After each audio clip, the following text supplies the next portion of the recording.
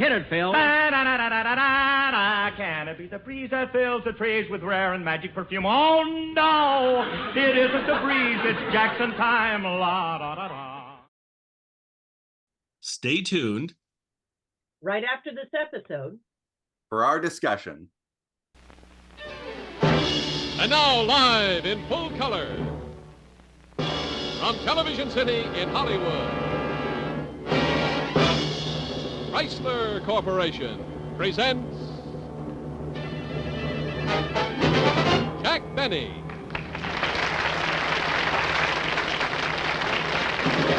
Co-starring Nanette Fabray, Johnny Ray, making a special guest appearance, Rory Calhoun, starring in Power of Stars. The brightest stars of Hollywood, brought to you by Chrysler Corporation, maker of the 5 great cars of the forward look. Plymouth, Dodge, DeSoto, Chrysler, and the exclusive Imperial. Chrysler Corporation, the forward look.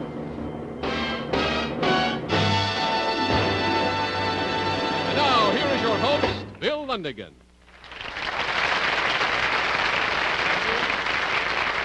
Thank you, ladies and gentlemen. Welcome once again to Shower of Stars. Tonight, Chrysler Corporation is proud to present the 6 greatest names in the automotive industry: Plymouth, Dodge, DeSoto, Chrysler, the exclusive Imperial, and the expensive Jack Benny.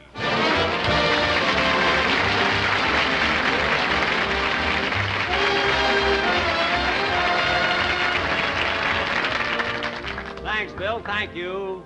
How did you Thank like you very much. How did you like my introduction, Jack? Well, Bill, I thought you were trying to be nice. I mean, comparing me with the new Chrysler Corporation cars, but I don't know, I didn't think it was quite appropriate. You mean because you have more mileage on you?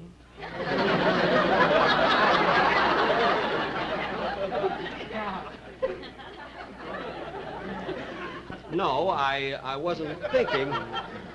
I wasn't thinking of that, and I'm sorry you were. What I meant was that if you're going to compare me with something, I should imagine it'd be better to compare me with, say, other comedians who happen to be in my class. Well, Jack, that might be a little bit difficult.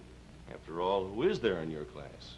Oh, now, wait a minute, Bill. I mean, that's so silly. I mean, why, there's, No, he wouldn't be in my class. But there's... No, he's not in my class either. Gracie is funny, though. Well, I don't know. You might be right. I mean, I don't know of anybody. Do you? Well, yes, come to think about it, there's Jerry Lewis, Red Skelton, George Goebel, Jackie Gleason. Oh, are they in my class? Mm-hmm. Sid Caesar, Bill Silvers, Danny Thomas. All right, you can go now. Eddie Cantor, Yeah. Jimmy Durante, So long. Danny Cantor, Ladies and gentlemen. George Burns. Ladies and gentlemen. Groucho Marx. All right, you can go. You know, ladies... I wish he were on the Lucky Strike program so I could fire him. You know, ladies and gentlemen, 5 days from today will be the national election, and everybody is quite excited about it, and so am I, because this year I have rented out my house for a polling place. You see? And so for those of you who live in my district, I want you to know that I have 2 booths in my living room. You see, and it's very modern. When you step in to vote, for an extra quarter, you can have your picture taken. And then, as long as the curtains are closed, you see, for another dime, you can take a shower. And because of the national regulation, naturally, the polls will have to close at 7, but the showers will remain open till 10. So please don't forget to vote and bring your own towel. Well, so much for politics. And now to get on with the show, ladies and gentlemen, it gives me great pleasure now to present to you one of America's greatest singing entertainers, Mr. Johnny Ray.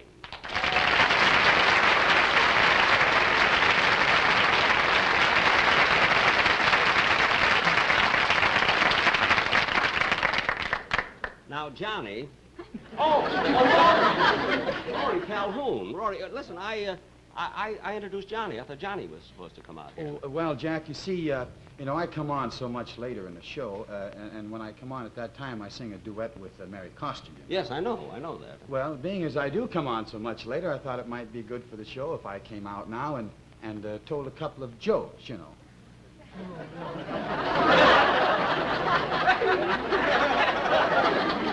Well, Rory, I don't know whether that would be practical. You see, you're a dramatic actor. I mean, you're not a comedian, you see. Well, that doesn't make any difference, Jack. A joke's a joke. You know, when I was on location a few weeks ago, I told a joke that got a real scream. I was making a Western. Oh. Well, Rory, you see, I've heard Western actors tell stories before, you see, and experience has taught me that what passes as a big joke in the old corral somehow straightens out and dies as you bring it in the house. Well, Jack, I think in this case you're wrong. You see, this is a kind of joke that almost anybody could tell. Almost anybody? Yes. Well, all right, you can tell the joke. Thank you. Well, you see, this certain circus was in Cleveland, Ohio, and they were closing that night, and the giant in the circus was saying goodbye to a friend of his. And the friend said, well, where are you going next? And the giant said, I'm going to Cincinnati. And the friend said, well, gee, that's wonderful. He says, I have a brother in Cincinnati, and I'll call him and have him invite you over to dinner. So, a few days later, the giant was in Cincinnati, and he called the friend's brother, and sure enough, the friend invited him over to dinner. Well, about 7 o'clock that night, there was a knock on the door, and the dinner was all ready, and this friend's brother opened the door, and there standing in front of him was a little fella about 4 foot high. So the fella said, well, who are you? And the little guy says, I'm the giant in the show, in the circus. And he says, giant? Why, you're only 4 foot high. And the giant says, well, gee, can a guy take a day off?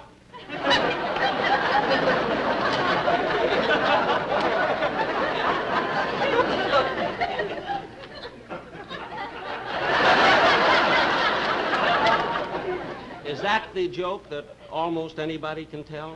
Well, almost anybody in your class, like Herb Schreiner, Lou Costello, Steve Allen. All right, I've heard about that already.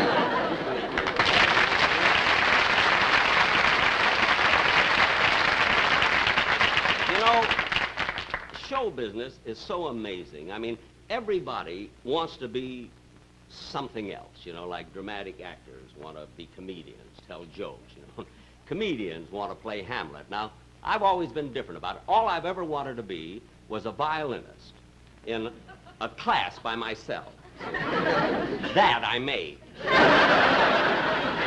And now, ladies and gentlemen, as I announced before, we have this great singing entertainer, Mr. Johnny Ray.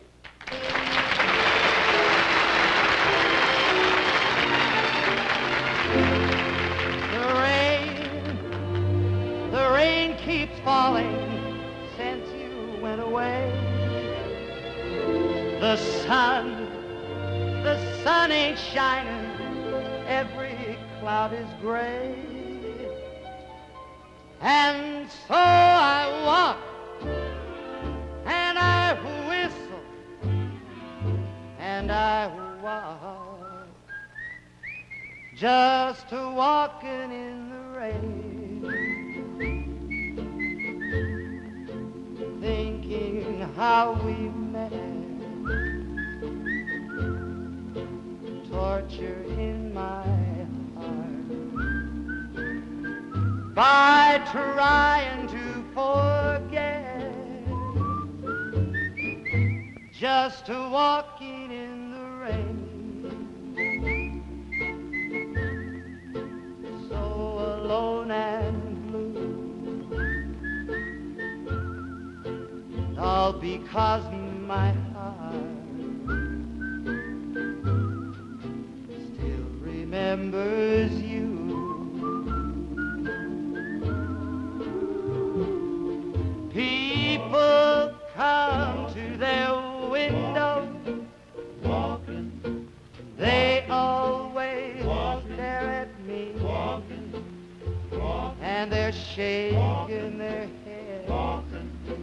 sorrow, saying who can that fool be? Just walking in the rain, thinking how we met, knowing things could change. Somehow I can't forget.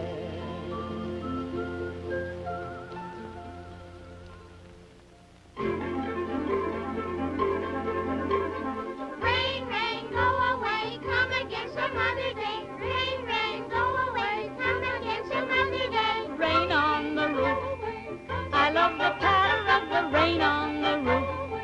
The pitter patter of the rain. Rain stays May, Makes me wanna play. Why, George, you've got it.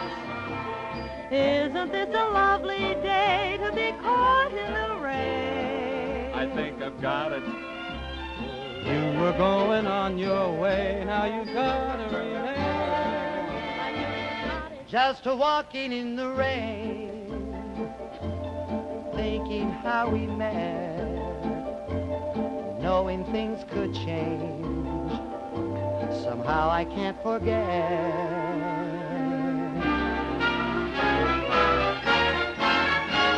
I see a new song up in the blue sky, and my whole horizon has reached a new high.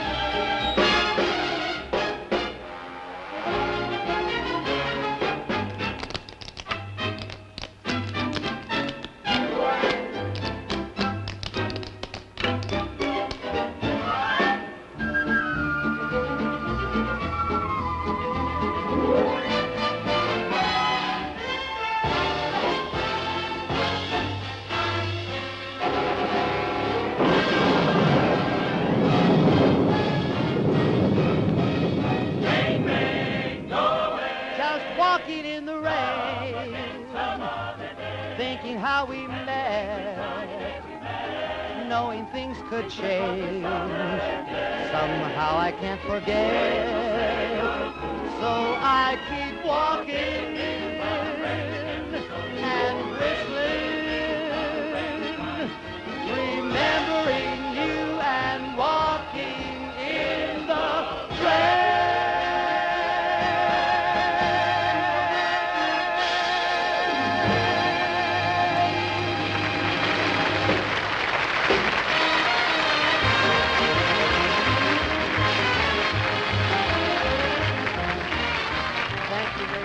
Ladies and gentlemen, this afternoon, when the stagehands, the cameramen saw the new cars from Chrysler Corporation, the reaction was terrific. These cars are new.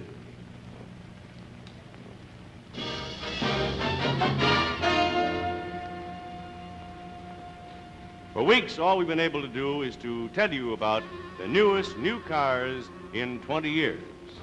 And now, for the first time on television, here's proof of Chrysler Corporation's styling leadership. The newest new cars in 20 years. In styling, they're completely new. The 1957 Plymouth with the new shape of motion.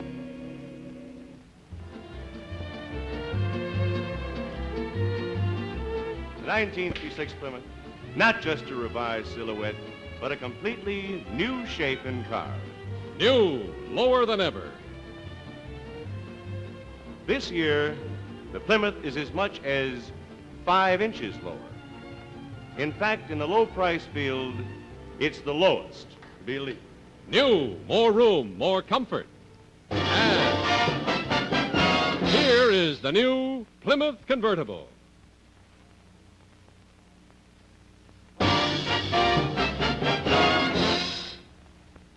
the 1957 Dodge. The 1957 Dodge with the new shape of motion. New, much greater visibility. The forward-look windshields are bigger than ever. And see how that slender roofline flows into those new swept-wing fins. The 1957 Dodge is all new.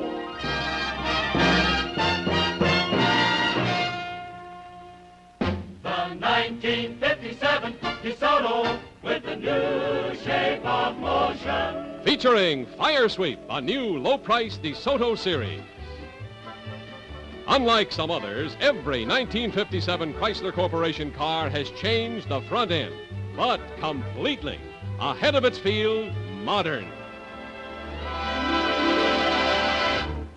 The 1957 Chrysler. 1957 Chrysler with the new shape of motion. Chrysler Corporation, leader in automotive styling. Smaller wheels, bigger tires, lower and roomier bodies, more glass area, wider seats, higher fins, completely new. Now, Imperial, proudest expression of the forward look. The new shape of motion, the exclusive Imperial. See them? They're at your dealers right now. The newest new cars in 20 years. And now back to Shower of Stars.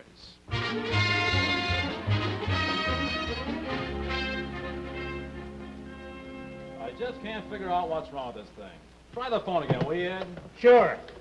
Oh, there. Hello, hello. City. Hello. This line's all fouled up. CBS Television City. Hello, hello. I'm sorry. Boy, these wires are really Hello. crossed. This is... Well, the trouble must be up in the main board, Ed. We'd better go on up there, because we'll be on this all day long. Say, whose dressing room is this, anyway? Jack Benning's. Jack Benny, no kidding. You know, if you ask me, there's a great comedian. Why, I can't think of anybody in his class. Are you kidding? There's Pinky Lee, Sammy Levinson, Wally Cox. Oh, yeah, that's right. Then there's Red Buttons, Gary Moore, Robert Q. Lewis, Georgie Jessel. Georgie Jessel? He's a singer. I hope my telephone is fixed. I want to call Rochester, see how I like the show so far. I mean it sincerely. Alice, you are the most Hello, wonderful, beautiful hello. girl in the whole world. Oh, Mr. Van. Hey, this And I must be want you to interesting. keep the necklace on the convertible. But I just couldn't keep the necklace in the convertible. Why not? What's wrong with It giving you a wouldn't lot be of gifts? Right, that's all. I mean, what would people Come in. think? I don't care how you Jack? think. Oh, I just no, couldn't. it's all right, No, but I Bill. really The lines wanted are it. crossed. I do It's all right. want it. My lines are crossed. What is it? Well, I wanted to ask you something. What? Why aren't you going to do this sketch with Nanette Fabray? Well, the reason I'm not going to do the sketch with the Nanette Fabray is because the show is too long. And that's Oh. the only thing I could cut. I've said it before, and that's all I can cut. Now, Oh. I'm sorry. I'll see you later. Well, ladies and gentlemen, at this time we had intended to present a playlet featuring Jack Benny and his very lovely and talented guest, Miss Nanette Fabray. However, as Jack said, the show was too long, so we had to cut the sketch out. Personally, I have my own ideas as to why the sketch was cut. It happened yesterday at Jack's house.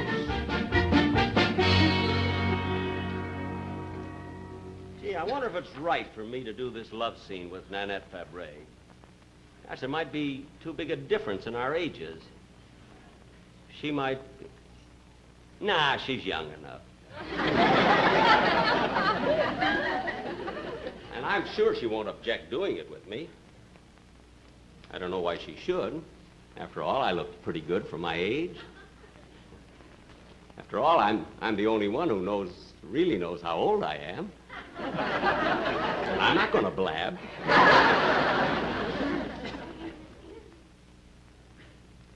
All right, so I got a wrinkle or two. What does it mean?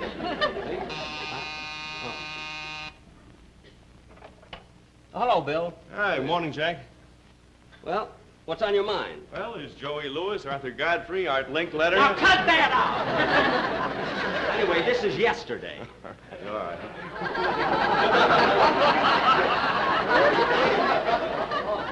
What are the voting booths doing here? Oh, I'll explain that on the show tomorrow. You know. Now, what's on your mind? What's the trouble? Well, I wanted to talk to you before Nanette Fabray gets here. Oh? As you know, she's an outstanding comedian, Jack. And unless you're awfully careful, I'm afraid that she's going to steal the entire scene. Bill, don't worry about me. I can take care of myself. Nobody's stealing any scenes from me. You know, when it comes to tricks, you're looking at the old master. All right, Jack, I know, but I also know Look, Nanette Bill, will you Fabray- stop worrying about it? If I'm not concerned, you don't have to be. Oh, that might be her now. Oh, Miss Fabray, come in.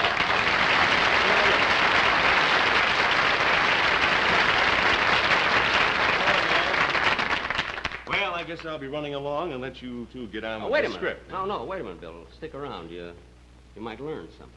Oh. Now, sit down. Sit right over there. Oh, Miss Fabray, will you sit right here, please? Oh, fine, thank Right, you. we'll discuss this play. Now, tell me, Miss Fabray, what do you think of the script? Well, to tell you the truth, Mr. Benny, I think that I'm just a little scared. Scared? Why? Well, I'm kind of scared of you, Mr. Benny. You see, you're so talented and famous and wonderful, and, well, I think that I'm just sort of overwhelmed by it all. Well, I can understand that. But why don't you relax and, you know, be at ease, Miss... You don't mind my calling you Nan, Oh, do you? please do. Well, Nan, look, just pretend that I'm no different than any other great artist that you've ever worked with. And call me Jack. Huh? Huh? I think so. Jack. You'll get along fine, really. I'll just get the script and we'll start on the play. You know, I've never worked with Mr. Benny before. Oh, he's the old master. Now, in this play, now remember, we're married. You see, I'm Philip and you're Penelope. You see, and this is our house. This is our living room. You see, and I'm an author and I've just finished the first chapter of my new novel. I'm all excited and I come in and tell you about it. You see, so you be tidying up the house or anything, just working around any place right here, and then I'll make my entrance. Huh? Fine. Don't worry about it. You ready? Yes. Oh, darling, I've just finished the first chapter of my new novel, Tropical Love. Isn't it wonderful? Yes. Now, look, Nanette, you see, you're not supposed to say anything there. You see, just stick to the script. All you have to do is nod your head. That's all. Because, you see, it's a suggestion of fulfillment, you know, a gesture of fulfillment and happiness, and you're proud to be a part of it all. So you don't have to say anything, you know. Just nod your... You got it? Mm-hmm. Don't worry. Bye. Oh, darling, I've just finished the first chapter of my new novel, Tropical Love. Isn't it wonderful? See how much better that is? And, darling, Penelope, you know, I've written the most beautiful chapter I believe I've ever written before. I want you to hear it.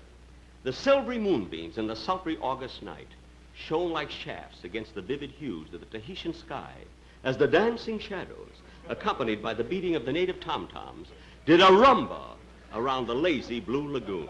That's it, honey. Doesn't it give you a thrill? Yes, dear. Look, here, the script just calls for yes. You see, you don't say dear at all. You see, we've already established the fact that you're very much in love with me. So adjectives are unnecessary. You understand that now? Yes. Ah, you'll get it. She'll get it. She'll get it, though. She's fine. Now we'll go on with the play. Oh, Penelope, darling, I'm so tired. I guess it's because of that all-night session I had last night with my literary agent. He just wouldn't let me go.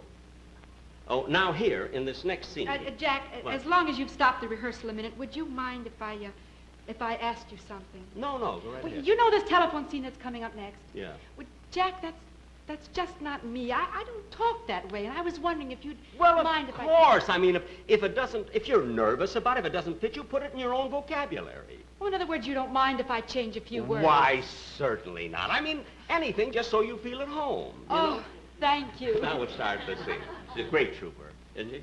Now let's see. In this next scene, oh, yes, the phone rings. Now, let's make off the phone is right over there, you see? Right in that area there. Ling-a-ling-a-ling, ling-a-ling-a-ling, Hello? Oh, Gloria, darling, how are you? Brace myself for what? My husband out with another woman? I don't believe it. If my husband was out with another woman, you can be sure that it was his mother. What? According to the script, that was supposed to be a wrong number. Gloria, his mother is very young-looking. She happens to be a stunning blonde. What? Well, they were parked up there because she happens to live on Mulholland Drive. And Gloria, I wish next time you get your facts straight before you jump to conclusions and accuse my husband of philandering. Goodbye. Look, Nanette. Wait a minute. Wait a minute. His mother isn't young-looking. She looks old for her age, and she's 83. And not only that, she's not a stunning blonde. She's as bold as an eagle. And last night, my husband was out with his literary agent. Oh, just wait till I tell that husband of mine. Come on, Jack, that's your cue. Now get on your toes, Jack, on your toes. Oh, I'm sorry. Sorry. I missed my place. Excuse me. Oh, that's all right, Jack. I'm learning something. Oh, Penelope, dear, I'm back with the last chapter. Never mind the last chapter. What were you doing last night up on Mulholland Drive? How do I know? Last night, Mulholland Drive wasn't even in the script. Don't try to be smart. Your literary agent is a blonde. Penelope, please. Penelope, please. Penelope, please. Don't you, Penelope, please me, Philip Pendleton. Oh, no. I'm not going to try to say that again. 12 years. 12 long, glorious years of marriage. 12 years out the window.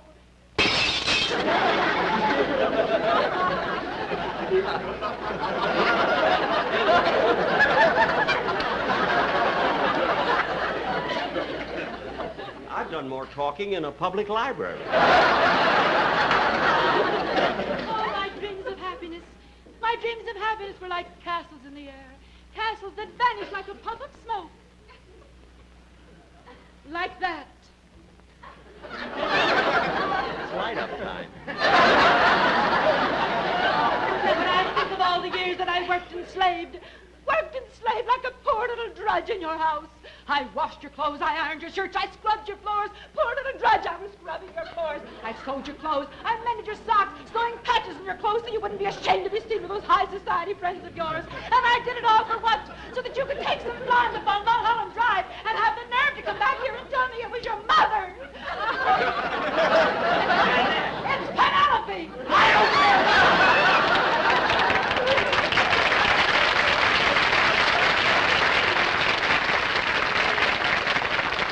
You changed every word in this script. Who do you think you are, anyway?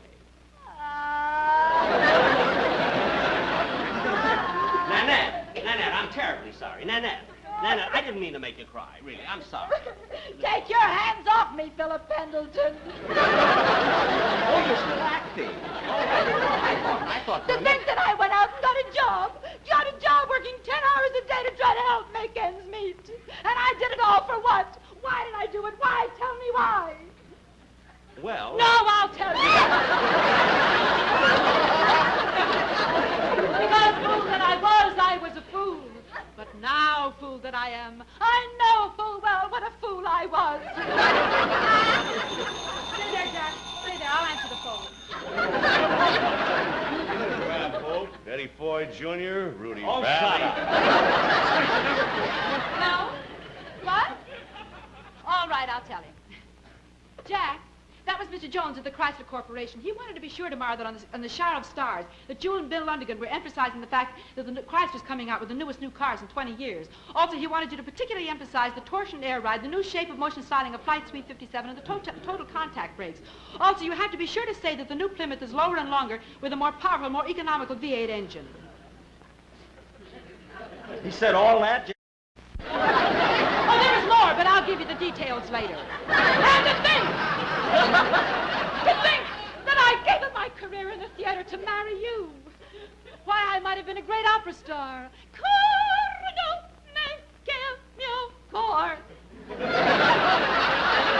Maybe not a great opera star, but I certainly could have been just a darling musical comedy star. Wait a minute, I could have a dance all night. I could have danced all Nanette, night. wait a minute, Nanette. wait a minute, Nanette. Wait a minute. Nanette! I thought that you were my Romeo. Romeo, Romeo, wherefore art thou, Romeo? I know full well wherefore thou wert. Thou wert up on Mulholland Drive with thy blind literary agents. Now, wait a minute.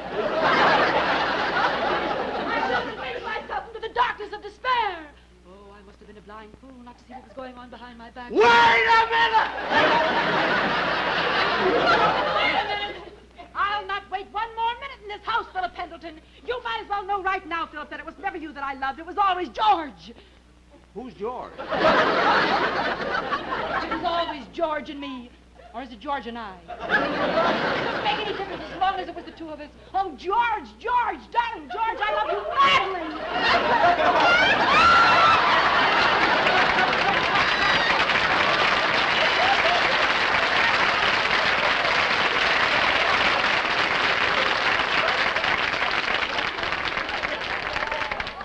He's not even in it. He's got a better part than I have.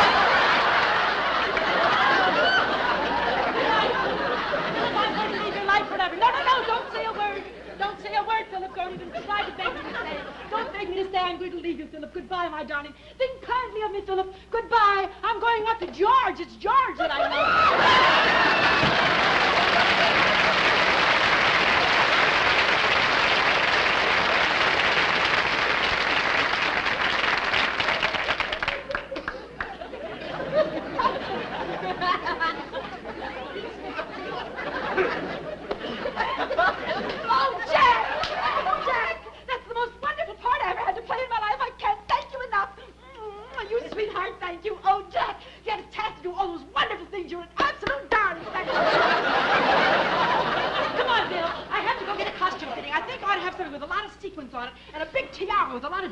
I learned quite a bit.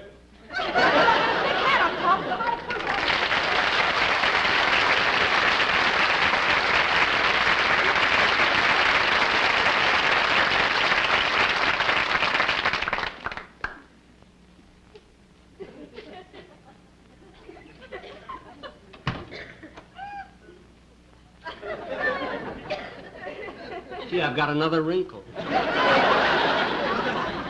Just standing there, and I'm wringing wet. Maybe I'll go upstairs and take a shower.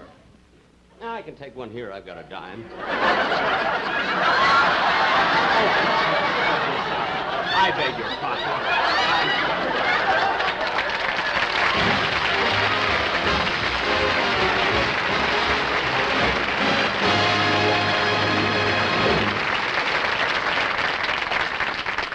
Ladies and gentlemen, that's why I refuse to do that scene with Nanette Fabray. Oh, she's a lovely girl, and we get along just fine. And now we have quite a novelty number.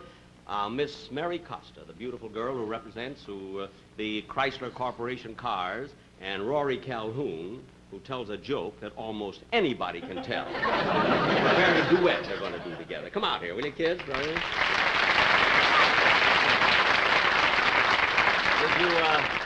Did you have any trouble rehearsing this duet? Oh, no, Jack. You see, Rory and I have worked together before.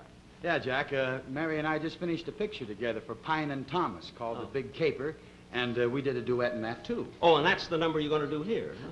Well, no, Jack. The song we're going to do here is altogether different. Well, I can't understand, then, why you mentioned the picture. Well, Pine and Thomas will understand. Oh, yes. Yes, I imagine they will. Well, go ahead. I got to go back and see if my phone is fixed. Yeah, I hope Alice got her convertible. We belong to a mutual admiration society, my baby and me. We belong to a mutual admiration society. I think he's handsome and he's smart. I think that she's a work of art. I say that he's the greatest man. And likewise, I'm her biggest fan. I think her kisses are like wine. His kiss is just as good as fine, and that's the way we pass the time of day. My baby and me, oh, we belong to a mutual admiration society.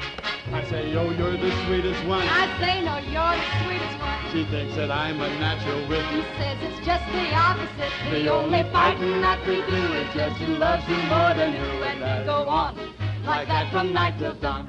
My baby And me, oh, we belong to a mutual admiration society. Now, I do not exaggerate. I think she's nothing short of great. I say that kind of flattery will get you any place with me. The way we carry on, it tends to just embarrass all our friends, and that is how we'll still be years from now. My baby and me, oh, we belong to a mutual admiration society. My baby and me, we belong to a mutual admiration society. My baby and me.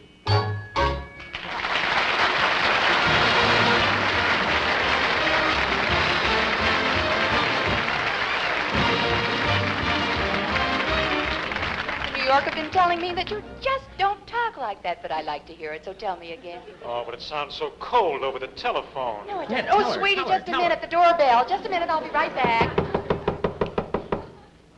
How did she know? Oh, it's this door. Oh, come in. Come in. Hi, Jack. Oh, I'm sorry. I'm sorry, I didn't know you were on the telephone. No, I actually am not, Johnny. I mean, but, you know, I've got crossed wires, and I'm having a ball listening, you know. Jack Benny, I'm surprised at you. A man your age listening to somebody else's private conversation. Well, at my age, listening isn't bad, you know. Jack, the reason I came over to talk... Wait a minute, I lost them. I lost them both. CBS Television City. Mr. Arthur White calling Mr. Stevens. Mr. Stevens? Mr. Stevens? Yeah, he's the head of CBS. CBS? Yeah, we'll find out what's going on. Oh, we'll get some real lowdown. Go ahead, please. Hello, Warren. Hello, Arthur.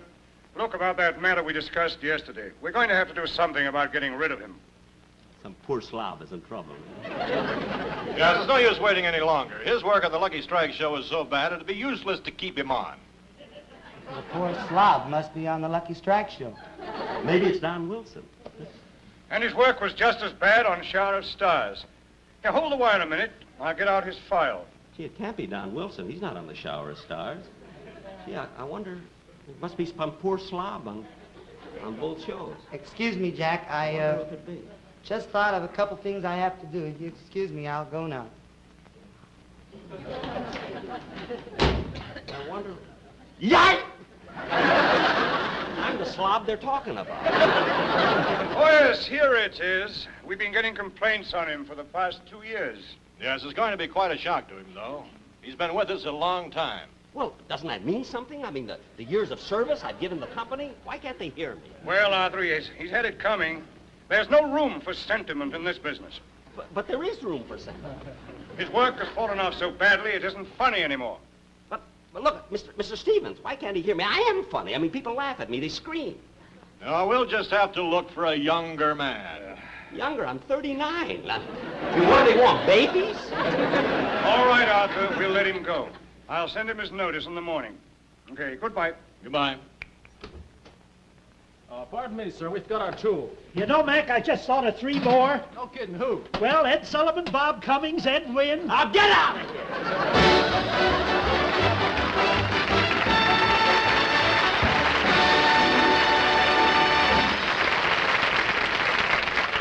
From Chrysler Corporation, the greatest engineering advance of the year, new Torsionaire ride.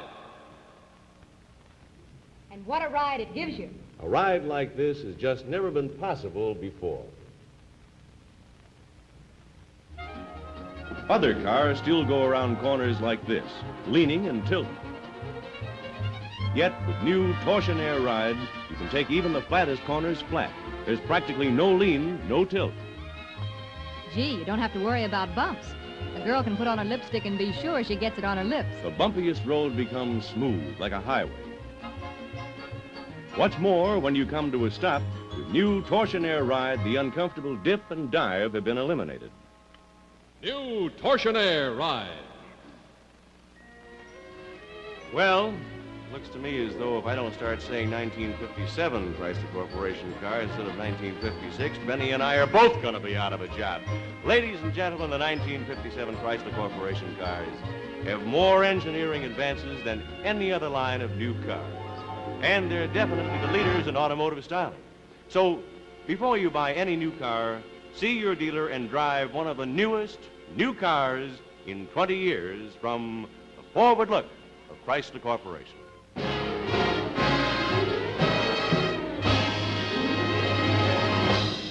And now, back to Shower of Stars.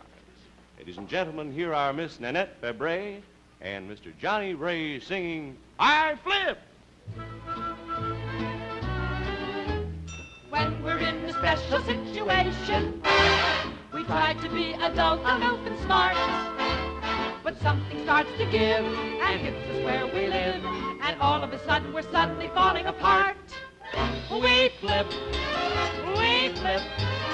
like sponsors when their ratings start to slip. We flip. Do you get excited at a wrestling match? Naturally. And does a wrong decision make you sore? Why, sure. And do you act like someone from a booby hatch? Certainly. I get a funny feeling. Your senses started reeling, and all at once you're doing things you've never done before. We flip. We flip. Like Benny when they stick him with the tip. We flip. Do you cause a riot when a circus comes along? And do you lose your marbles when they play your favorite song? And when you're near a pool, you simply have to take a dip. We flip. We flip. I have no desire to start declaring war. When an Elvis Presley record's played, and often when I'm passing by a record store, I hear this fellow sing, and I start Highland flinging. I run into the store and buy each record he has made. For the money, for the show, but we'll get ready now. Go, can't go, but don't. You know I can be found, sick home all alone. In the rain,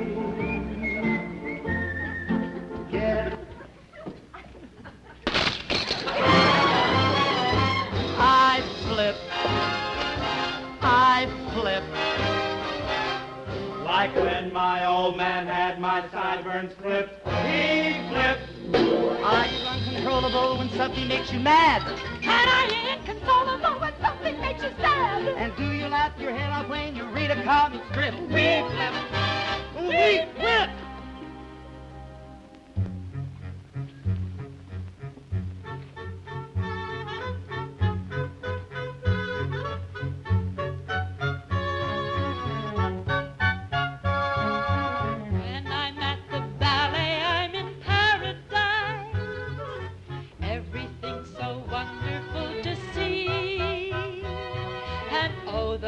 Descartes is really very nice.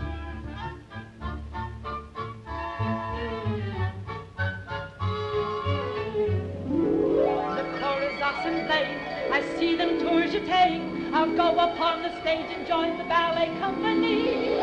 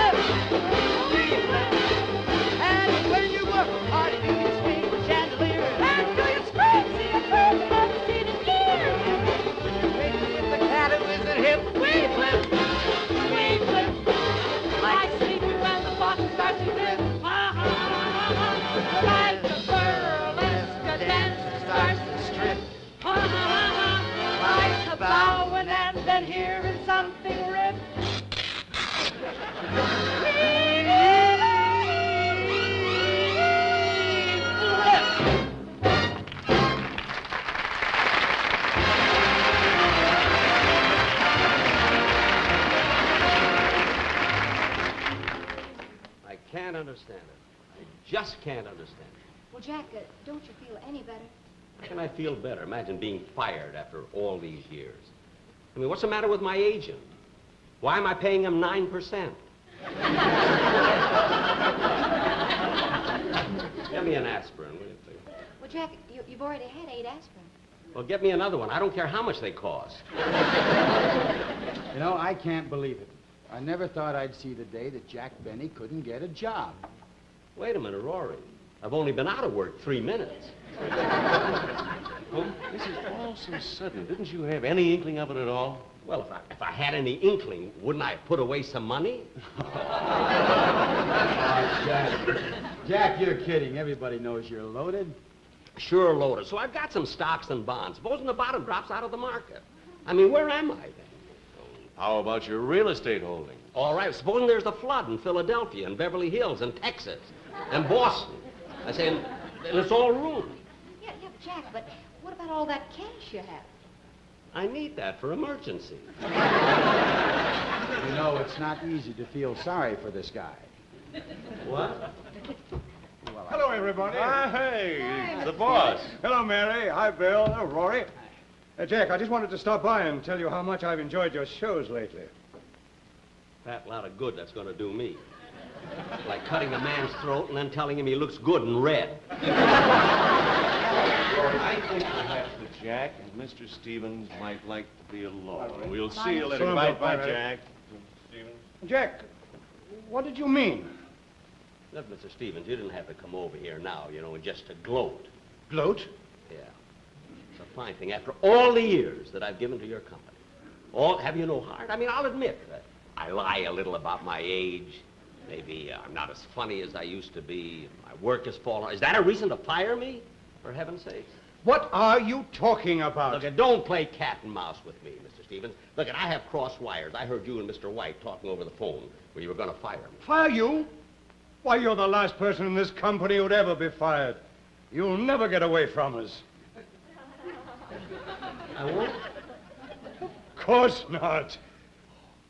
When you heard us talking on the telephone, we were discussing Charlie Watson, the head janitor.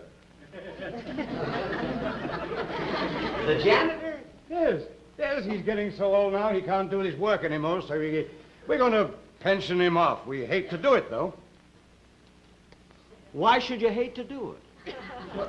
I mean, if the man is too old and can't do his job, that isn't your fault. You're running a business. I mean, there's no sentiment in business. If a man can't do his job, fire him. Fire him, I say. You're running a business. Let him go. Fire him.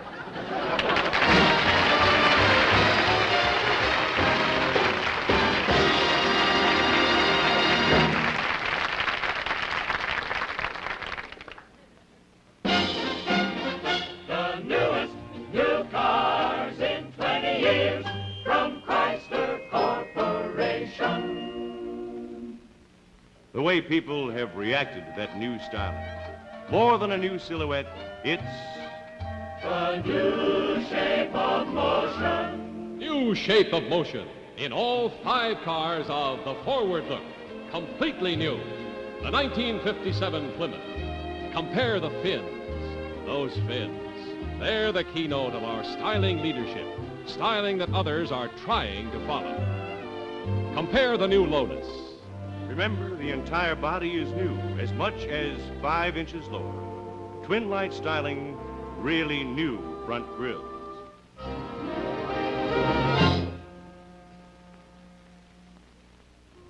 The 1957 Dodge. 1957 Dodge.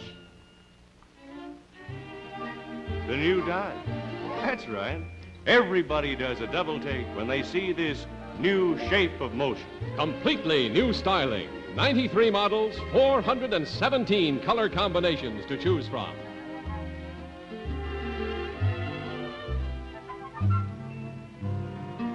The 1957 DeSoto. Again, styling leadership, plus completely new performance. New Torsionaire Ride is a completely new idea in suspension systems. 19 1957 Chrysler. With a completely new transmission, the new push-button Torque Flight transmission. Smoother, swifter acceleration for greater control in every driving range. New power, too. New V8s with greater all-around performance. And here's the proudest expression of the forward look. The 1957 Imperial. And this year, introducing an Imperial convertible. Imperial is the finest automobile. No matter what price range or model you're interested in, find the styling leader, the best value, among the 93 models of the Forward Look. The newest new cars in 20 years, the 1957 Plymouth, Dodge, DeSoto, Chrysler, and the exclusive Imperial. They're at your dealers now.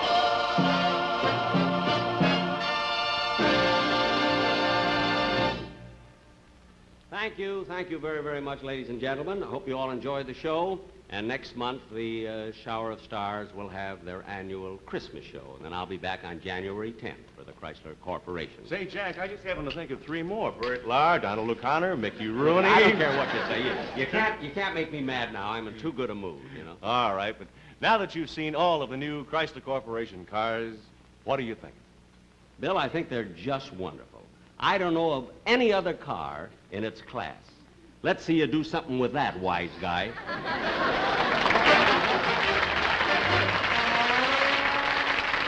Thank you, Jack. Ladies and gentlemen, next week, Climax takes you to Tangier in North Africa. And as a stranded American girl, you'll see Terry Moore.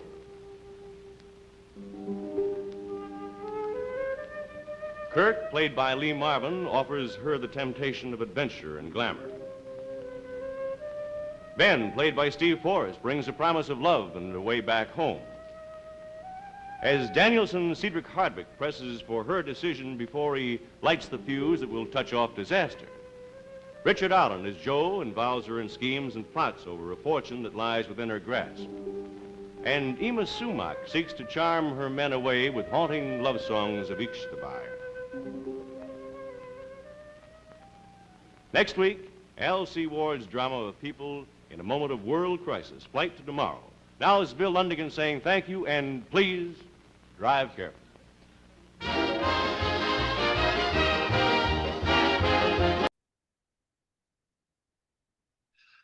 Well, hello again. This is Buck Benny speaking.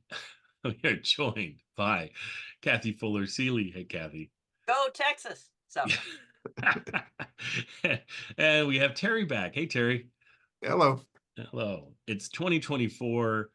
It's what is it now? It's the 19th of October, and we're coming close to our presidential election, which I think no matter who you're rooting for on that, I think everybody's hoping for it to just get over with and move on, because we've seen enough commercials and things on this thing.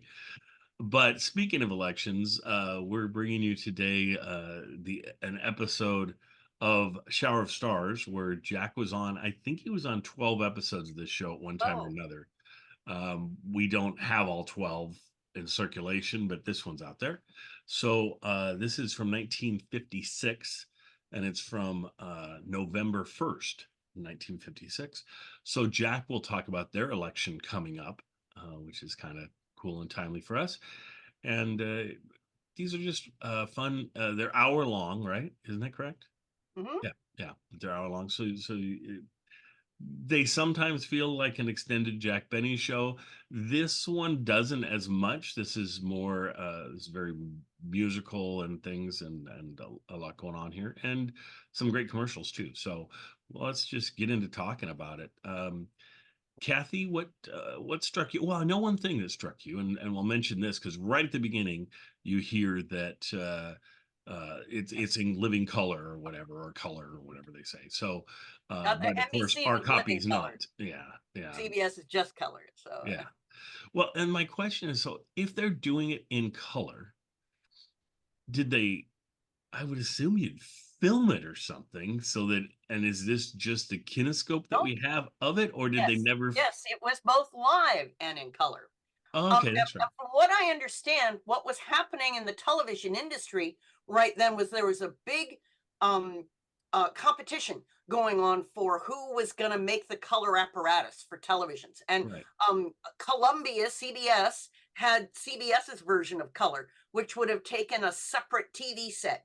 And NBC's version of color, going with RCA, could still be projected on black and white TVs. So, so both networks, from what I understand, were putting out color shows, even though I did some research and found that only 150,000 color sets existed at the same time. So everybody's getting this promise of color and nobody's getting to see it. So yeah. I would think I'd be frustrated. Well, I know that I want to say Superman started in 51 or 52 or something like that. And the first 2 seasons were in black and white, but all the seasons after that were in color, were at least filmed in color. So today you watch them and they are in color, and that's great. I've never really gotten a good answer for, were they done in color to like future proof them, and so that they thought, hey, Superman in color, that makes a lot of sense. And were they just broadcast in black and white, or were they broadcast in color because it would have been like 53, 54, 55, 56, somewhere way ahead, because our friends at Wikipedia tell me the color didn't really catch on. Sales sets the price had to come down. They were absurdly expensive until like nearly the mid 60s. And they said Walt Disney's Wonderful World of Disney did a lot to finally convince people that they needed to go buy a color set. So this is all promotion and putting out things in color. But indeed, the kinescopes would be black and white. And just well, that's right. Disney was color from the pretty much the very get-go, because the one of the first things they aired was the Davy Crockett, and that was a huge hit and everything. But that one definitely was filmed in color, though again, probably broadcast in black and white at the time. But again, they were thinking about the future and stuff, and because you have to remember that there were billions of dollars at stake here, because as Kathy mentioned, there's this competition between Columbia and NBC, and NBC, of course, was owned by RCA, which made television sets. And so they had a lot riding on this decision of which system to use, which is why they promoted theirs as compatible color, which meant that if you had a black and white TV, you could still see the shows. You wouldn't have to buy a new color television yet. And CBS couldn't make that claim, and NBC won the war, the standards war. Yep. And CBS was kind of baited then. So yeah. So I totally get it. Well, Kathy, what else stood out to you on this? Well, is that I'd not gotten to see the show before, so I was really struck by Nanette Fabray's performance. What a powerhouse of comedy, of singing, of movement. She just had so much energy and so much fun, and I'm sorry that things didn't work out for her to become Carol Burnett or Mary Tyler Moore or one of these other first-rank stars that we know about. From what I understand, she had been quite the hit with Sid Caesar in Your Show of Shows and the Caesar Show, but they had a falling out.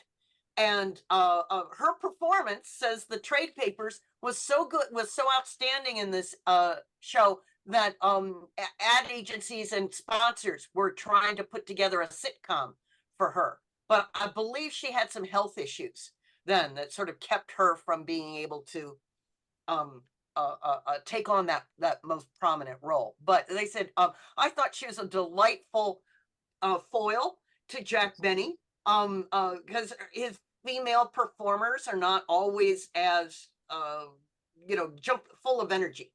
And so I thought that was delightful to have this all played out live, in front of the audience. extra energy, and we were talking earlier that you were impressed with how Jack was handling Yes. His reactions, both sort of being surprised and Yeah, willing to have her take it over.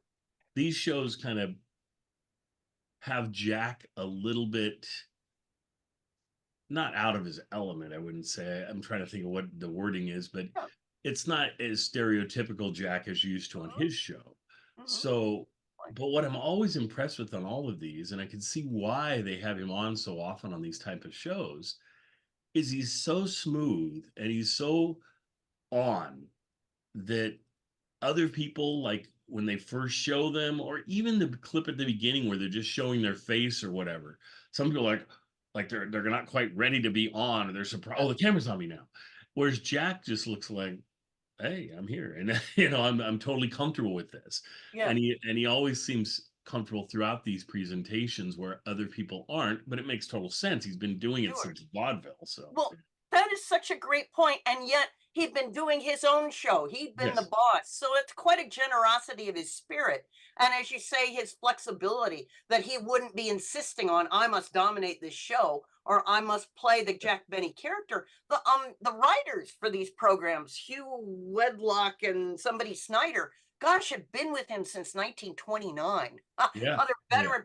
So I think you make a really excellent point about his long background in vaudeville when he worked as an MC, pulling the shows together, and being sort of being able to present himself as something slightly different from his own show. Why go out of your way to watch Jack Benny on this? I think it's a very good point. Well, it's sort of he feels like he's exercising a muscle that it's like riding a bike. He gets back on it and he does a great job, because what kind of this reminds me, sections of this remind me of, is like the very first Jack Benny episodes where he is introducing acts and things, and it totally feels like that, and he just seems so comfortable with the handoff. A lot of the times, it's like if you're running a relay, and Jack would be the person that's always there, right where he's supposed to be with the handoff.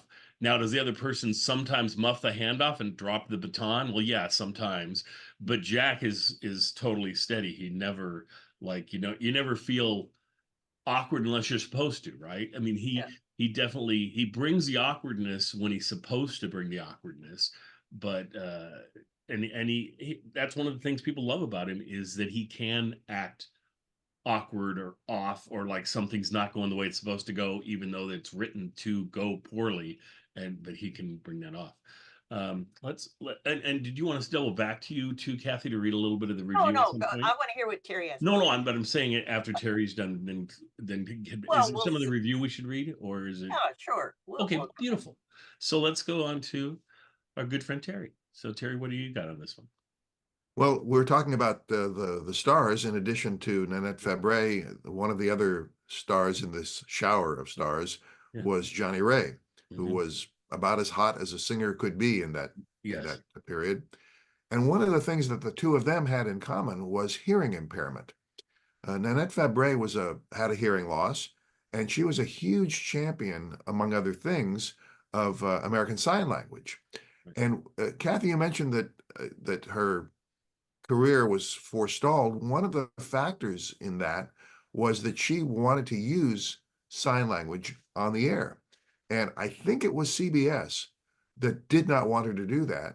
And she was on some live show and she did it anyway. So I think that might have been a factor in her career being limited. Johnny Ray, you might see, if you pay close attention, was wearing some kind of a hearing device in one of his ears. I only saw it in one of the ears, and his singing style, I think, was influenced by his hearing loss, because he had a very loud style of singing, which was mocked by Stan Freberg.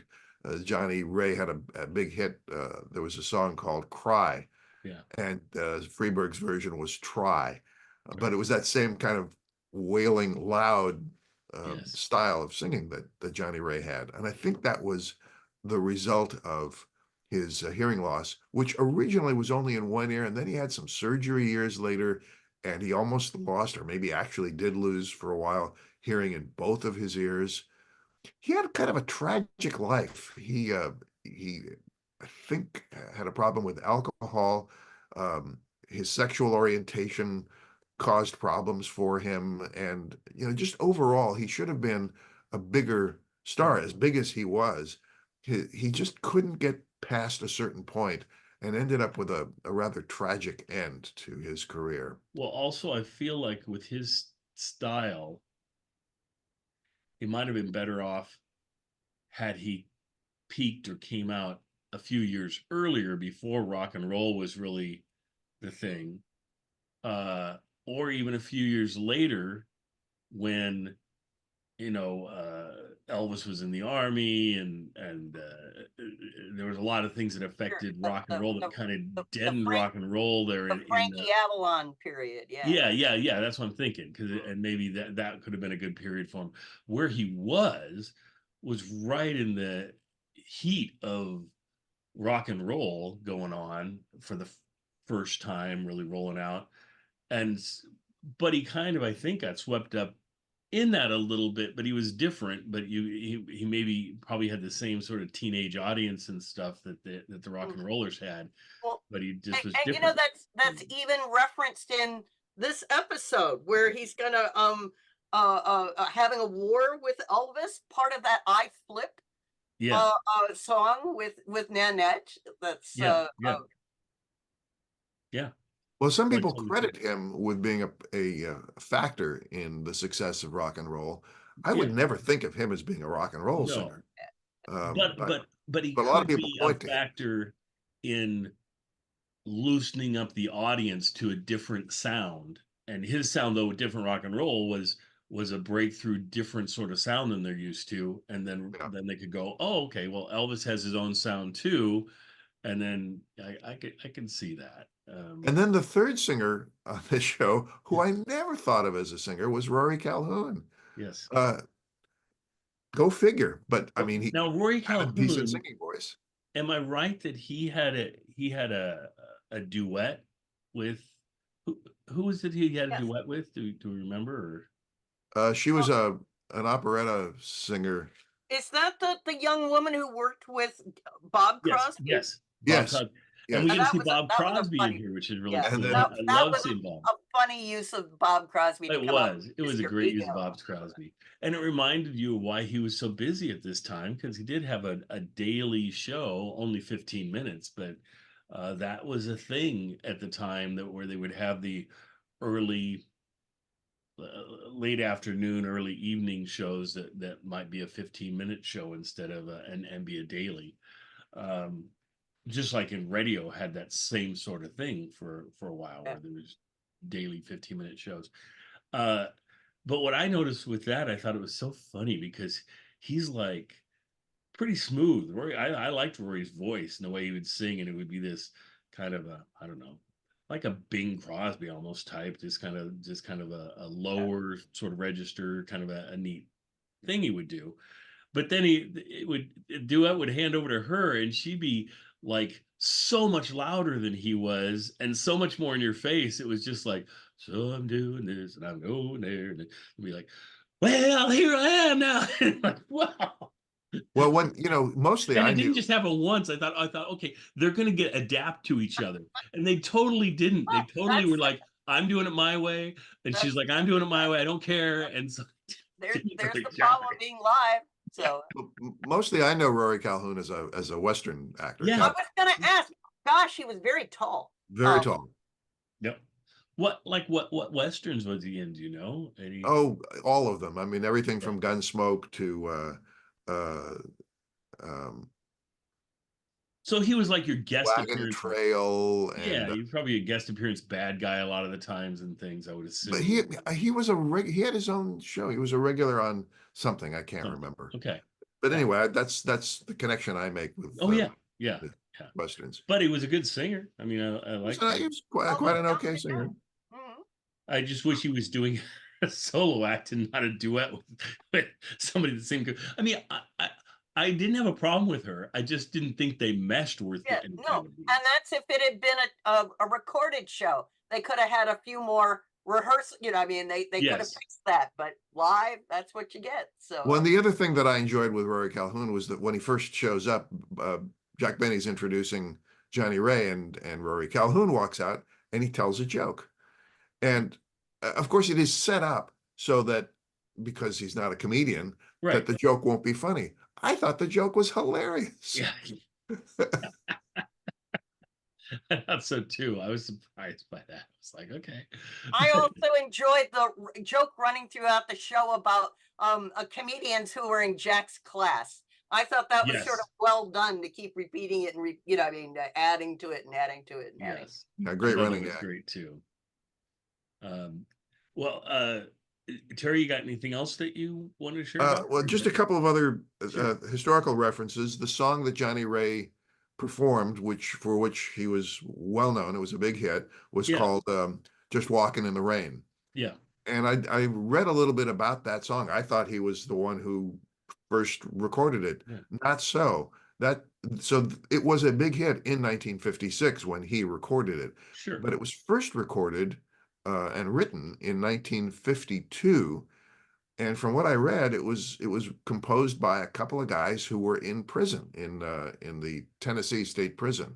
Oh. And it didn't get a lot of notice at that time. But there was some argument about who actually wrote it and who got the rights to it. And I don't know if those two guys ever made any money from creating it, but certainly Johnny Ray made a lot of money from that hit. The other reference, which you mentioned at the beginning, Daryl, was to the upcoming presidential election, which was 5 days after this show was aired. So, of course, there's a parallel to when we're recording this now. There's a presidential election coming up in a little more than 2 weeks. The other thing that I found funny in this episode was when they're talking about Jack Benny's talking with somebody else, and he makes a reference. So this is part of the show is supposed to be a flashback, right? Because Jack has voting booths in his home and showers so that people can take a shower when they vote. And then somebody makes some reference to something that happened before, and Jack says, "Well, that was yesterday." And it just kind of slips in there. Do you remember that? Yeah, because the scene at Jack's house had taken place the day before. So That's right. Bill says, "Let's go back to yesterday." And That's so right. Jack is playing with our knowledge that it's live and now, but this is a skit That's right. representing yesterday, I think. That's right. Yeah. Which is fun. It was kind of Jack breaking the fourth wall a little bit. Exactly. Which is nice. So yeah. And then I was going to point out something else with this one, but I don't know.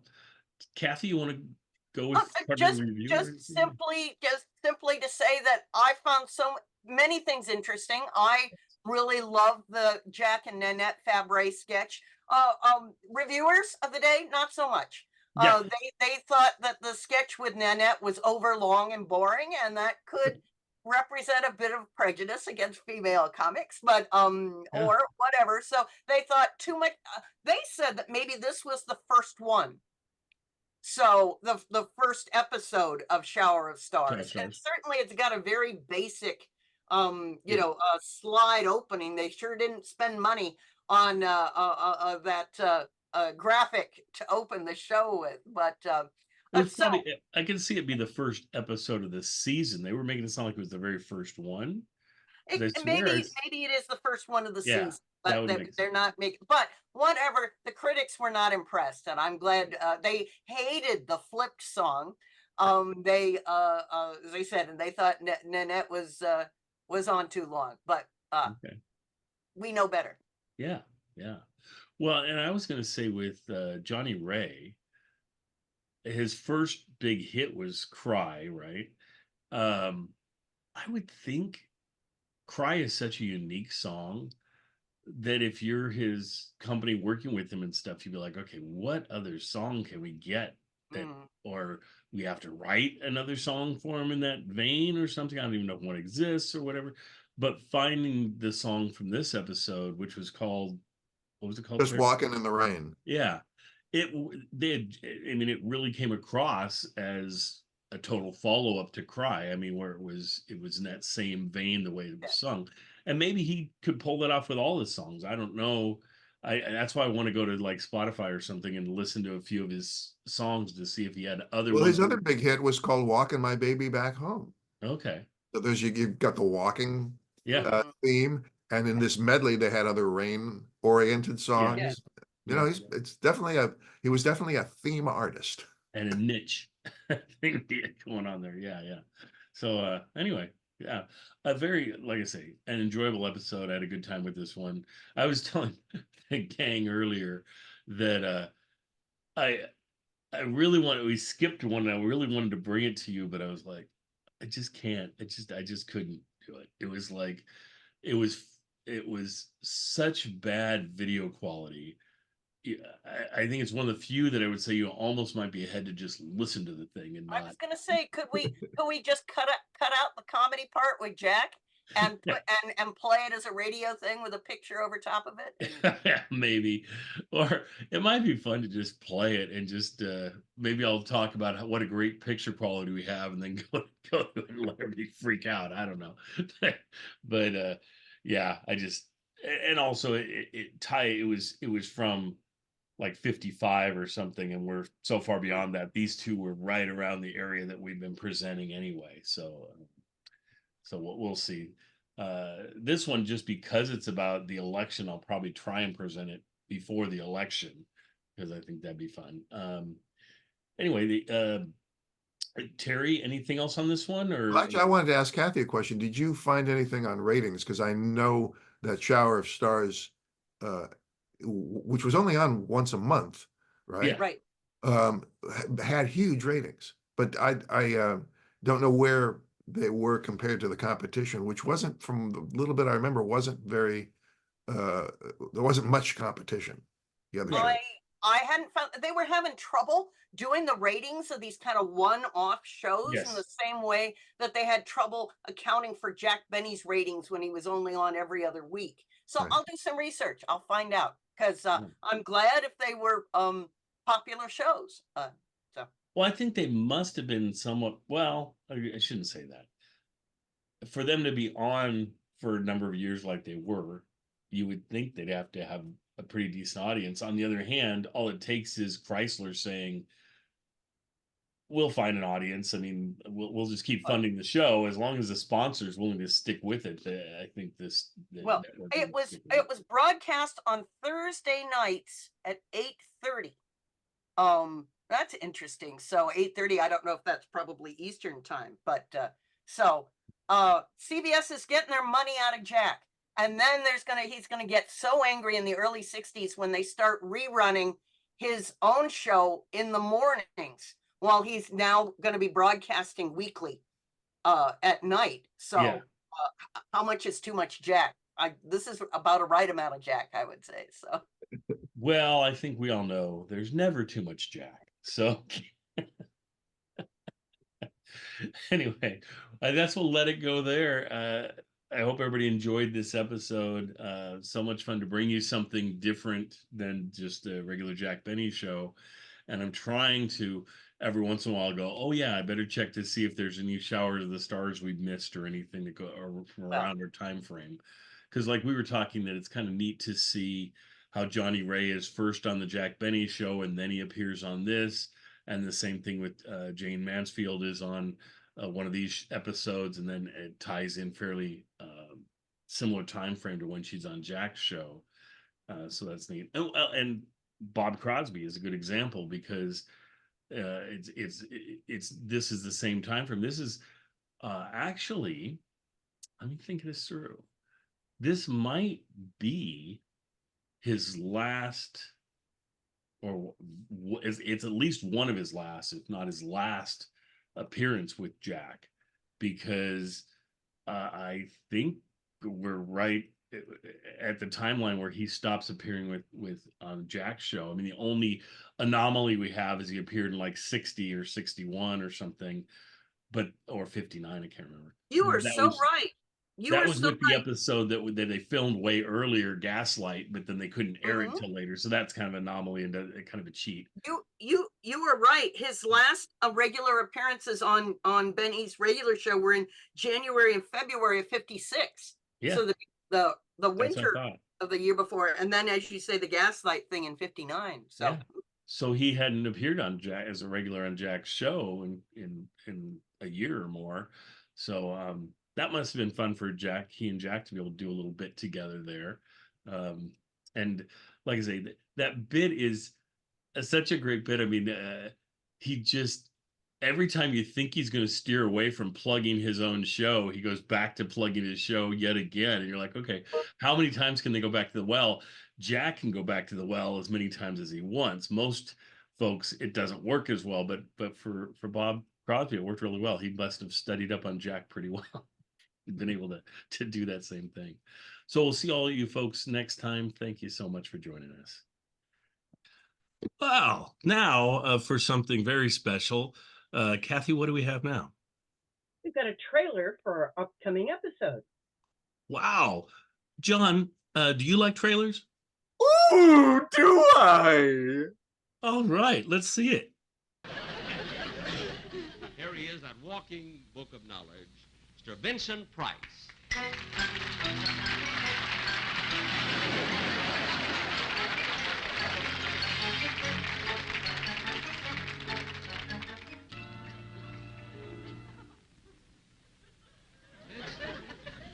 I mean, what's the idea of the isolation booth? Huh? Well, Jack, I've done so well in here, I just hate to come out. Imagine. Vincent, tell me. Vincent, can you hear me? Yes, yes. Oh.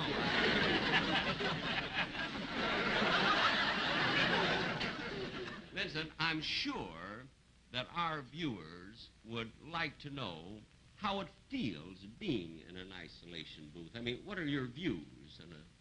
Well, Jack, it's very cozy. There's a lot of privacy in here, and you don't have to worry about people dropping in on you. I think this is my home away from home. Well, Vincent, you have been in as many isolation booths, probably as any living contestant, you know. And have you any preference? I mean, is there any isolation booth that you like best? Oh, definitely, yes. I favor the mahogany above all other types. Of course, walnut is good and white oak isn't bad, but don't let anyone try to sell you a maple isolation booth. Oh, I won't. They'll never trick me into that. Well, I think we've milked this gag long enough. So you can come out. Jack, I'd rather not. You see, I suffer from agoraphobia. What's that? It's the opposite of claustrophobia. What's that? Well, rather than explain, I'll come out.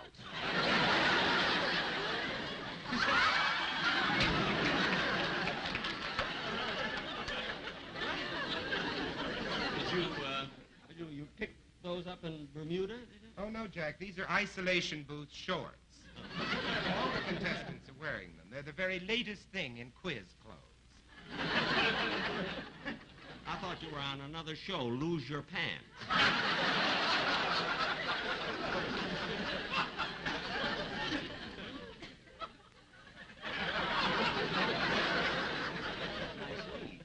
But they're lovely. Yes, I don't know what I would do without them, Jack.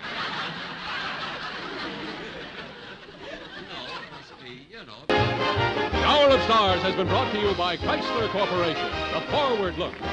Portions of the preceding program were pre-recorded, artfully or sweetly. The Hour of Stars has been selected for viewing by our armed forces overseas and is a CBS television network production.